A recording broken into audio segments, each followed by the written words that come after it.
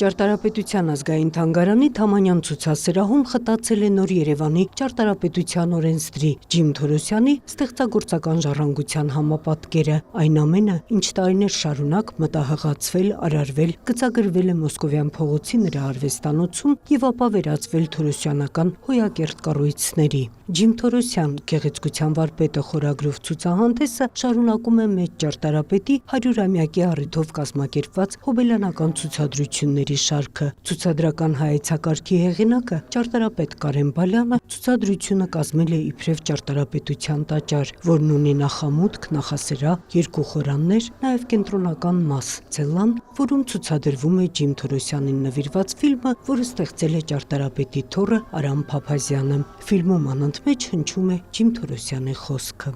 Գեղեցիկը հավերժություն։ Երբ որ դուք շրջում եք ցուցահանդեսով, երբ որ դուք նայում եք աշխատանքները, դուք անընդհատ լսում եք վարպետի խոսքը։ Իսկ գլխավոր խոսքը վարպետի գեղեցկության մասին է։ Ճարտարապետության էության, ընդհանրապես Ջիմ Թորոսյանի խոսքը շատ փիլիսոփայական էր, շատ պարզ, բայց միշտ այսպես խորը փիլիսոփայական հենք ուներ եւ տարիների ընթացքում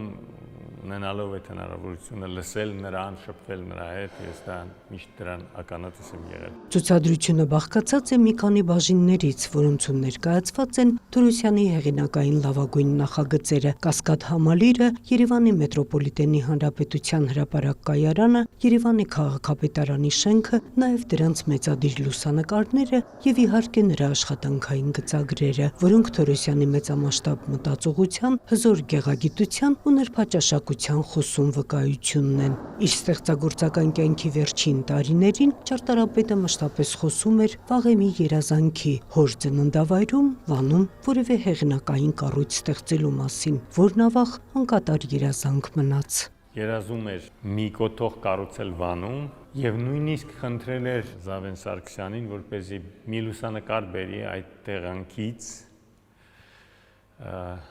եւ դա այսպես ասած ոնց որ մնաց այն երազանքը վարպետի,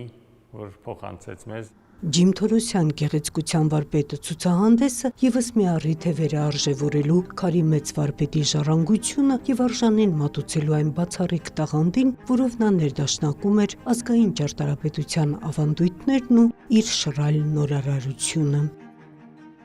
Նունե Ալեքսանյան, Արտակ Գևորգյան, լուրեր։